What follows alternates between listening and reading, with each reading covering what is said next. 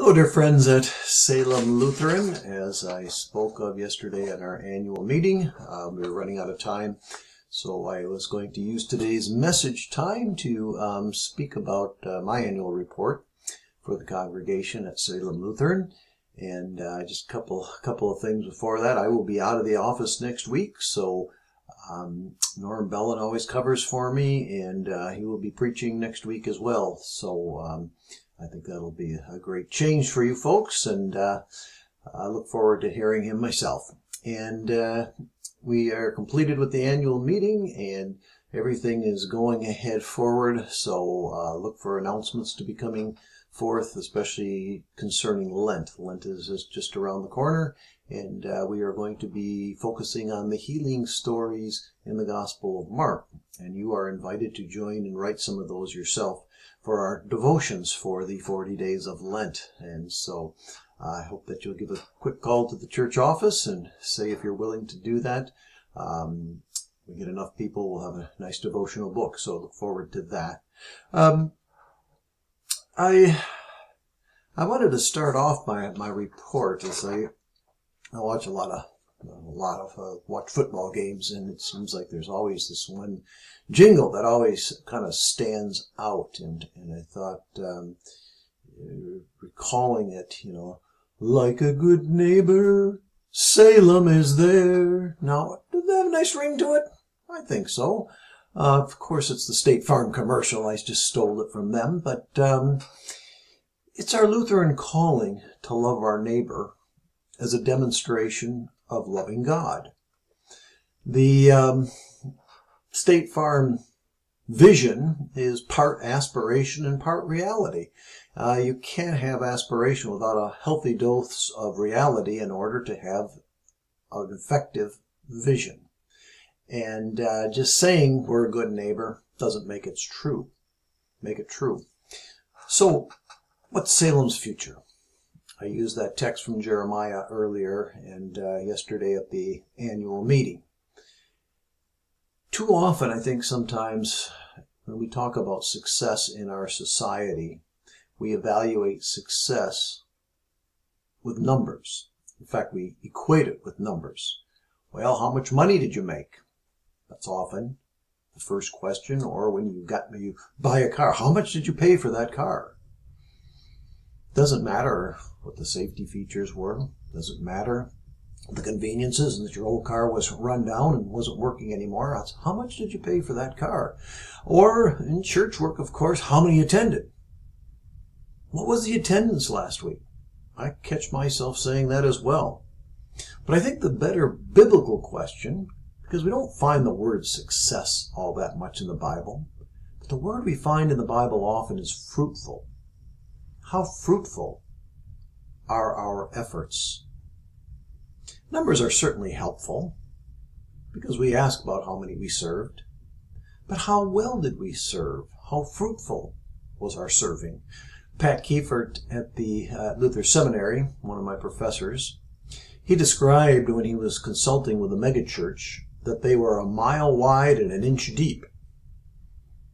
Well, that wasn't complimentary. It's more important to be deepening our faith through serving God that provides fruit.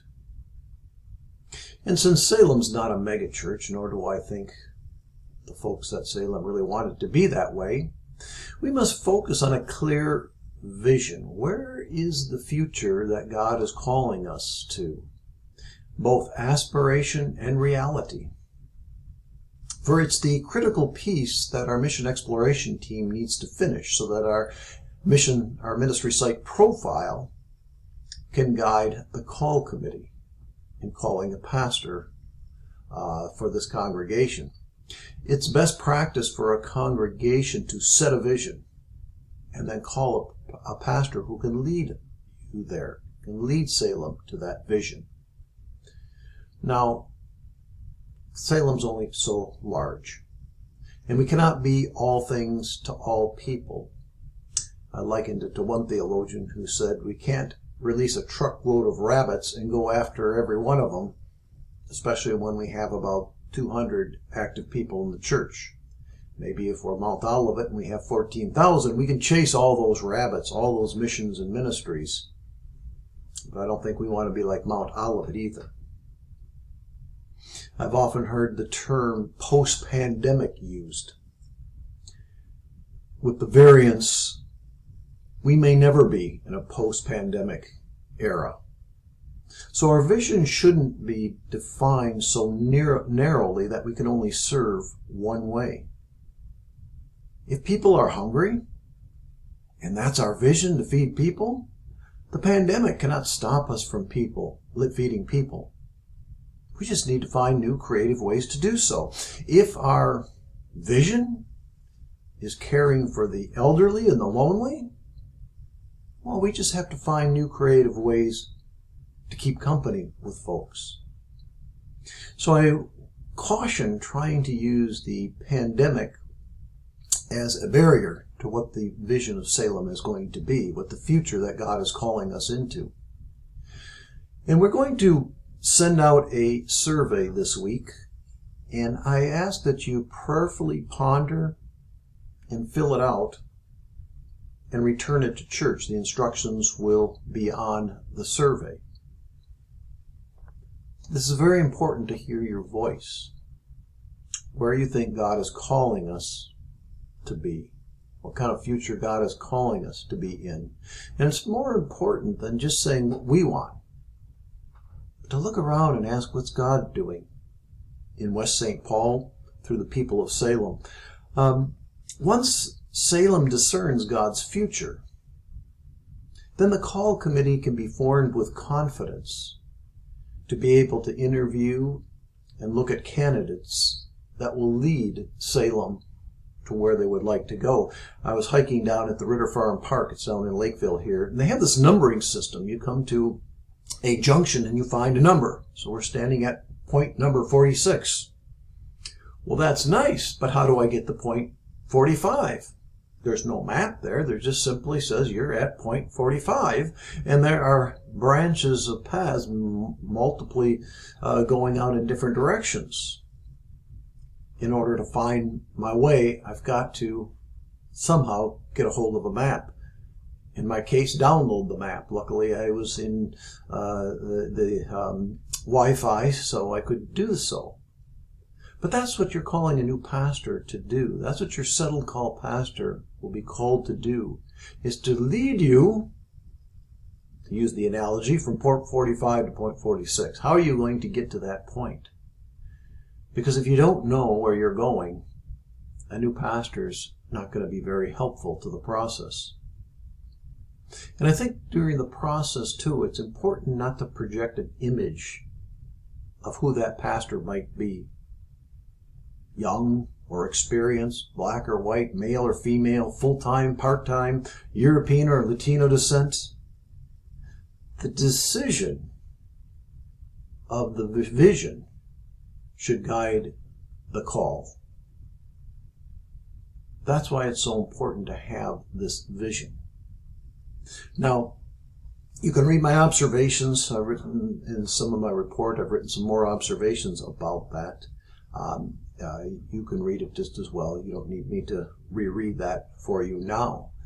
But that's going to be my primary task with Salem for the coming months, is helping the mission exploration team develop and process the information from the survey, and then try to coordinate that with the congregation through town hall meetings, conversations, and ultimately this MSP ministry site profile will be approved by the congregation.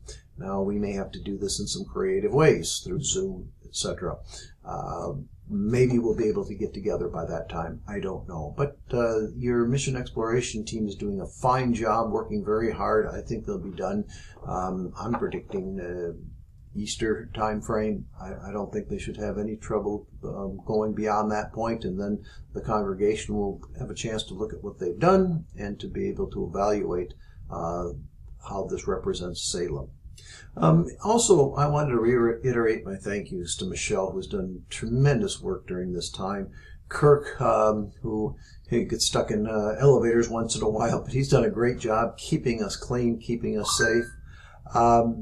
For Paul and Judy Bellin and Jack and Keith, who have made sure that our worship service is of the highest quality that we have, with the resources that we have. To our outgoing council members, Kate Tellickson and Paul Wyatt, thanking them for their service. And of course, Paul, has been president for the last 5 years, so he's had a little bit of an extended stay on council. Your steadfast leadership is appreciated. And once again, it's been a privilege to serve here at Salem. I've enjoyed my time here. Hope to continue to enjoy that time here, to work with the good people of Salem. Obviously, if this was the annual meeting, I'd say questions, but we're not in the annual meeting, so you'll just have to ask your questions through emails or just a conversation on the phone. Perhaps you can ask them through Facebook. I don't have Facebook, so don't try to find me on Facebook. But Michelle has the church Facebook. So if you had some questions or something that you wanted to answer that you thought other people might be interested in hearing the answer of, please contact me through that. Thank you for your time, for listening. We will have the prayer service this week. Louise Nesdahl has been kind enough to do the prayer service the following week while I'm gone. And then when we get back together for Lent, the prayer service will subside for a few weeks because we'll be doing the Wednesday evening services, and then we'll pick that up again when we are done with the Easter season. Seems like a long way away, but it comes pretty quickly. So thanks for listening. We will see you on Thursday and again on Sunday for our worship.